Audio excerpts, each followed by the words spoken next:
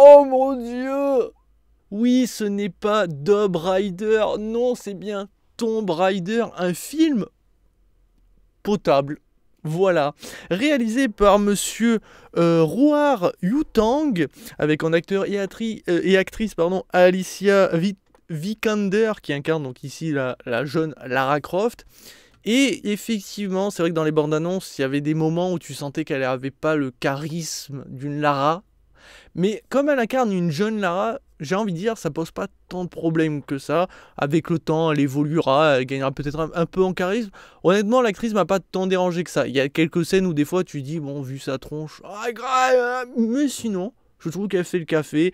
C'est, voilà, on met pas tant en avant que ça une Lara, la Angelina Jolie à l'époque, ou des Tomb Raider où on les voit dézinguer à tout va avec des flingues de partout. Non, là on est une Lara un peu frêle, qui va pas se battre tant que ça, qui va pas gagner forcément facilement les choses, voilà. Ouais, c'est une Lara plutôt intéressante, qui nous fait penser d'ailleurs aux derniers opus de Tomb Raider, où elle doit survivre dans un milieu extrêmement hostile, et pas se contenter d'être dans un templier maya et survivre à des énigmes. Voilà, on est plus proche des derniers opus quand même, et c'est fort intéressant. Sous-exploité la survie, mais fort intéressant quand même. Nous avons entre autres Dominic West qui incarne ici le papounet, donc Richard Croft. Nous avons Welton Coggins qui incarne le méchant. Et grosse déception ici en fait pour le méchant, parce que au début on nous vend un méchant qui tue de sang-froid, qui n'a pas forcément de raison. Il est ici voilà, pour des raisons, mais qui le rend finalement pas si méchant que ça. Enfin, c'est un méchant qui est juste méchant, point barre. Il n'a pas forcément de raison personnelle. Et puis tout d'un coup, vers la fin, twist, il a une raison. On lui donne, on va dire, presque une émotion gentille. Un truc comme ça qui fait que du coup, il n'est pas si méchant que ça. Enfin, il est méchant, mais pas tant que ça. Donc tu te dis... ah, quand même, c'est couillon, j'aurais voulu que, du coup, on aille jusqu'au bout du projet avec ce méchant. Non, c'est un méchant qui est juste méchant. Et non, encore une fois, il faut lui donner des raisons. C'est un peu couillon, ça, je trouve. Enfin bon, ça, c'est plus personnel. Enfin voilà, au niveau des acteurs, il y en a plein d'autres. Alors, pour l'histoire, donc je vais essayer de pas spoil, bien entendu. Donc, on suit la jeune Lara qui pique sa crise d'adolescent. Clairement, voilà. Et ne sait pas trop où elle va, ne sait pas trop comment vivre, elle vit au jour le jour, si on peut dire.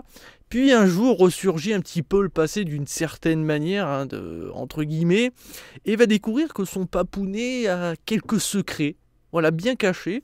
Et du coup, elle décide de découvrir tous ses secrets, découvrir un petit peu qui est son vrai père, finalement, dans cette histoire. Et donc va atterrir sur cette île mystérieuse. Et voilà, j'en dis pas plus, parce que sinon ça serait vous spoil. Alors l'histoire, elle est pas folichonne, ça vole pas extrêmement haut, mais pour un Tomb Raider, pour un reboot, c'est acceptable.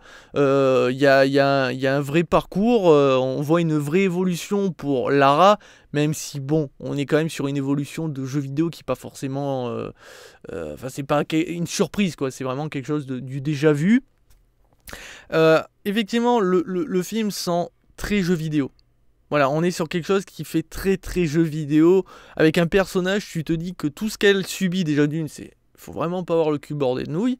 Mais en même temps, on a l'impression qu'elle est immortelle, quoi. Tout ce qui lui arrive, tu te dis, c'est pas possible. Même elle d'ailleurs, elle se dit, mais c'est pas possible, j'ai pas de veine. Mais elle survit à tout, quoi. Donc, quand même, c'est un peu... c'est un petit peu what the fuck par moment. Tu fais, ouais, dans un jeu vidéo ça passe, mais là, c'est un peu trop gros. J'ai parlé donc de cet univers qui fait vraiment très Tomb Raider, enfin, voilà, des dernières licences de Tomb Raider. Effectivement, parce qu'il y a ce côté survie, il y a ce côté où on va pas forcément avoir de l'action, genre, voilà, Lara qui sort les guns, qui tire de partout, qui fait des pirouettes cacahuètes, qui te one-shot un mec avec un coup de pied, on sait pas comment, mais elle le fait. Non. Voilà, ça va être une Lara qui va se battre, mais pas se battre tant que ça, en fait. Du coup, le côté action, il est plus mis en avant par les quelques énigmes qu'on aura vers la fin, en fait. Au début, c'est très blabla. Après, il y a le côté cataclysme, d'une certaine manière, par rapport à l'île. On découvrira ça dans le film. Mais sinon, l'action va arriver surtout avec les quelques énigmes qu'on va avoir sur cette île qui sont un peu trop vus en fait.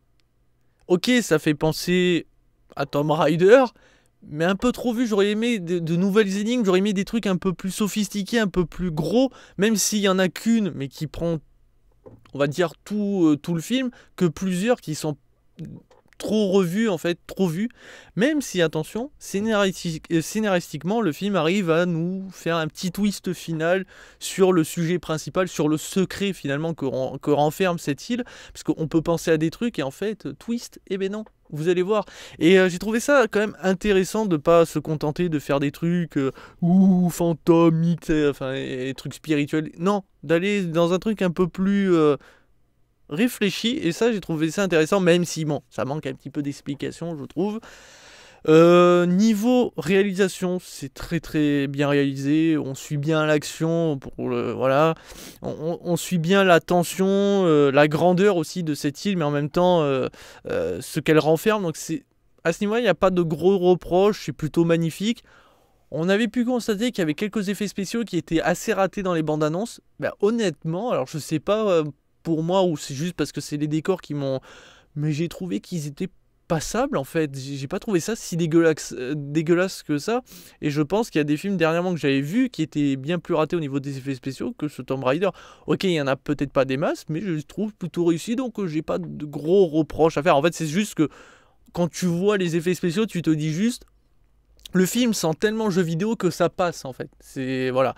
Donc je vous rassure, Lara avec son long cou qu'on voit dans l'affiche, vous aurez pas ça. Ne vous inquiétez pas. Qu'est-ce qu'on pourrait reprocher finalement? Si, il y a des fois, il y a des choix, Lara, tu te dis, mais pourquoi tu fais ça et pourquoi tu fais pas ça? Je vais prendre l'exemple sans spoil, mais je vais juste dire ça. Une échelle, et elle décide de faire un mouvement, alors, ultra épique. Jusque-là, il n'y a rien à dire, c'est épique, ça envoie du lourd, mais ça sert à rien. Pourquoi tu pousses pas l'échelle? Ou alors, pourquoi tu n'utilises pas ton piquet? Voilà. C'est tout ce que j'ai envie de dire. Cette scène n'a aucun sens. Elle sert juste à faire durer le suspense, entre guillemets. Tout ça pour qu'on croie qu'il y a un danger potentiel, mais non, ça sert à rien. Elle pouvait être réglée d'une manière plus simpliste. Donc là, bon, c'est pour moi un petit bémol, mais ça arrive à la fin.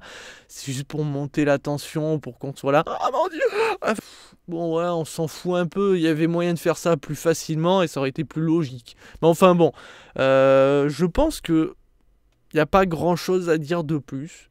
On est dans un film extrêmement passable. C'est pas le chef-d'œuvre de cette année 2018, mais honnêtement, on est très loin de la bouse qui était annoncée en fait. Honnêtement, effectivement, quand on regarde les bandes annonces, c'est inquiétant, mais quand on regarde le film, ben voilà. Bon, après, il y a des trucs un petit peu cons, comme avec les gamins qui piquent un sac. Tu te dis, ouais, c'est quand même... voilà. Effectivement, l'actrice est pas toujours charismatique, mais ça passe. Voilà, si vous voulez voir un petit film passable, ça fait le taf. Et honnêtement, je trouve qu'on est dans un très bon Tomb Raider. Même ceux dans Angelina Jolie avaient énormément de défauts, voilà, mais ils étaient passables. Ben là, honnêtement, je trouve qu'il est de bonne qualité comparé à ceux d'avant. Maintenant, quand je vois la personnalité de Lara, j'ai peur pour la suite en fait. Je trouve que la Lara qu'on a là pouvait donner des films assez intéressants avec un côté beaucoup plus survie. Voilà, comme on a fait avec les Tomb Raider ou à chasser, tout ça. J'aurais trouvé ça beaucoup plus intéressant. Ici, c'est montré un petit peu légèrement sous-exploité. Et du coup, je pense qu'à l'avenir, ceci sera totalement oublié. Et c'est un petit peu dommage. Mais à noter quand même que vous allez voir quelques scènes qui font très clairement penser au Tomb Raider dernièrement. Voilà, j'en dis pas plus. Du coup, je vous invite, entre guillemets, à aller le voir, puisque ma note sera quand même de 3 étoiles sur 5. C'est un film qui vaut 10 € si vous avez que ça à faire. Allez, sur ce, je vous dis à très vite et à très bientôt pour toujours plus de critiques. Ciao, ciao.